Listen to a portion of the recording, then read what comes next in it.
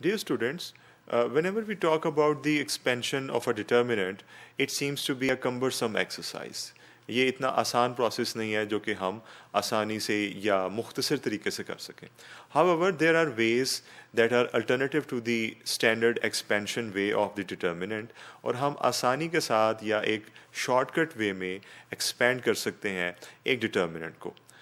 इस लेक्चर में हम बेसिकली एक ऐसा तरीका देखेंगे जिसमें हम डिटर्मिनेंट को in an easier way expand कर सकते हैं.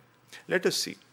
Basically it's about the Sarrus rule of 3 into 3 order of a determinant of a matrix.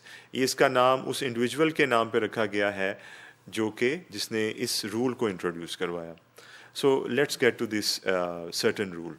आप देख सकते हैं कि whenever we have a 3 into 3 matrix, तो उसके अंदर हम अगर जनरल फॉर्म को कंसिडर करें तो वो ऐसे एग्जिस्ट करती है. हम आमतौर पे A और सबस्क्रिप्ट में 1 और 2 की वैल्यूज़ को यूज़ करते हैं just to show a general matrix. अब उस जनरल मैट्रिक्स को अगर हम ट्रांसफॉर्म करें into a determinant, it will look like this. It is a very simple thing. और जब हम उसे एक्सपेंड करें तो वो इस तरीके से अपीयर होगा.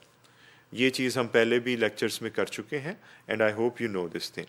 और फर्दर एक्सपेंशन के बाद जो फाइनल रिजल्ट आएगा वो ऐसा होगा. ये देखने में तो आपको आसान लगा होगा, लेकिन जब आपने इसे पहले भी किया होगा या बस इसे दोबारा करेंगे तो आपको ये थोड़ा सा टीडियस प्रोसेस लगेगा एंड यू माइट विश कि इसका कोई आसान तरीका हो.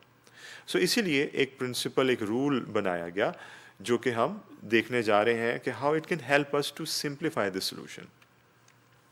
आप देख रहे हैं उसी डिटर्मिनेंट को हमने दोबारा से बोरो किया है. बेसिकली वो डिटर्मिनेंट यहाँ से लेकर यहाँ तक है और ये जो डॉटेड लाइन नज़र आ रही है बेसिकली ये एक नया फेज़ स्टार्ट हो रहा है. और जो नया फेज़ है वो बेसिकली पहले 2 कॉलम्स को बोरो करके बना है. हमने पहले 2 कॉलम्स को दोबारा से यहाँ पर रीजनरेट करके लिख दिया. So this is the original determinant and these are the 2 first and second columns of the determinant. हमने इन 2 चीज़ों को कनेक्ट करके लिख दिया, the original elements and the first and the second column elements. ये dotted line distinction को show कर रही है. Now the thing is कि what is the next thing to do with this alignment of the elements? तो आप देख सकते हैं कि हमने 2 किस्म के एरोज़ बनाए हैं. एक एरो पहले एलिमेंट से स्टार्ट हो रहा है और बॉटम तक जा रहा है. फिर उसके साथ ही जो एलिमेंट है उससे हमने वैसा ही एक डायगोनल बनाया और उसके बाद जो फाइनल एलिमेंट हमें ओरिजिनल मैट्रिक्स का मिला जो कि A13 था, उससे भी हमने एक डायगोनल ड्रॉ कर दिया. ये याद रखना आसान है कि हमने जो डायगोनल्स बनाने हैं वो ओरिजिनल मैट्रिक्स के एलिमेंट्स से ही बनाने हैं, जो हमने रिपीट किए हैं उनसे नहीं बनाने.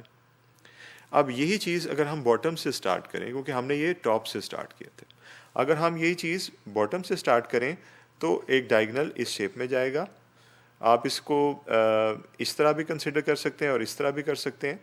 हम आसानी के लिए यहाँ पर इसको हाईलाइट करें और इस तरीके से जो ओरिजिनल एलिमेंट्स थे बॉटम के ऊपर उससे हमने डायगोनल्स को ड्रॉ कर दिया. द डिस्टिंक्शन इज जो प्रिंसिपल डायगोनल में है उन्हें हमने रेड कलर से हाईलाइट करने की कोशिश की है और जो सेकेंडरी डायगोनल है उसके अंदर ब्लू कलर से हाईलाइट किया.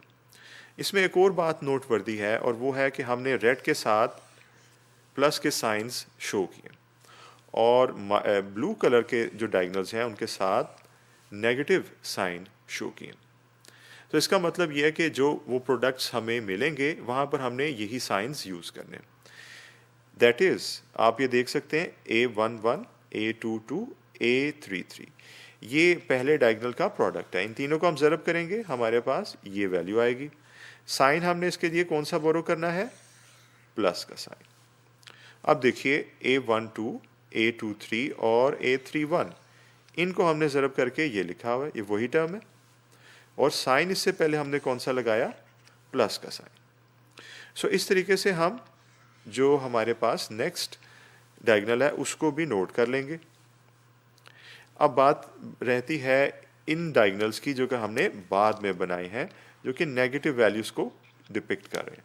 तो हम इसके लिए इनको बोरो करेंगे। ये वैल्यू जो है हमारे पास नेगेटिव साइन के साथ आएगी, जैसे हमने देखा था negative sign is to be used with them.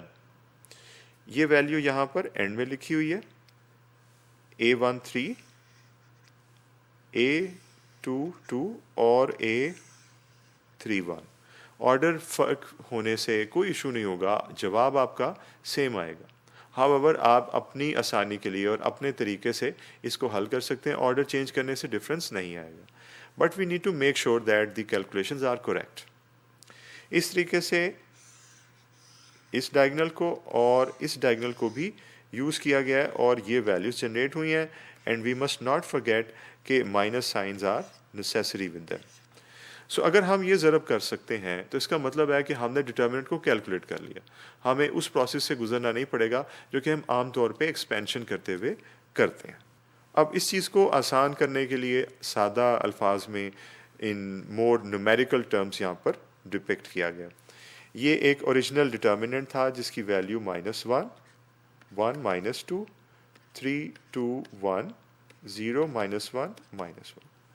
ये था आपके पास ओरिजिनल डिटर्मिनेंट। इसको हमने रिप्रोड्यूस किया विद दीज टू कॉलम्स। यहाँ पर आप देख सकते हैं 2 कॉलम्स यहाँ पर एग्जिस्ट करते हैं और इस पर वही प्रोसेस किया जो हम पहले से सीख के आए हैं। ये 3 वैल्यूज़ जो हैं जो कि let me just highlight this thing कि ये +2 कहाँ से आया।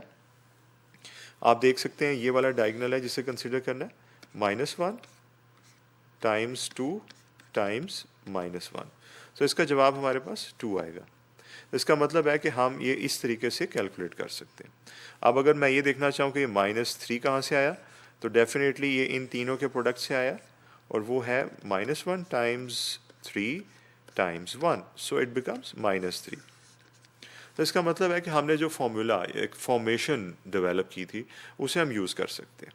अब रही बात कि इसका ओवरऑल आंसर कैसे निकल सकता है, आप जानते हैं इन दोनों को हमने ऐड करना है, जैसे पिछले स्टेप में किया था कि 6 की 6 वैल्यूज़ को ऐड किया गया था। 0 will make no difference, whereas -1 और ये +3 हो जाएगा और 2 + 6, इन चारों वैल्यूज़ को आपस में हम ट्रीट करके डिटर्मिनेंट का फाइनल आंसर कैलकुलेट कर सकते हैं by using the Saru's rule, which is another alternative to solve a determinant in a different and perhaps an easier way.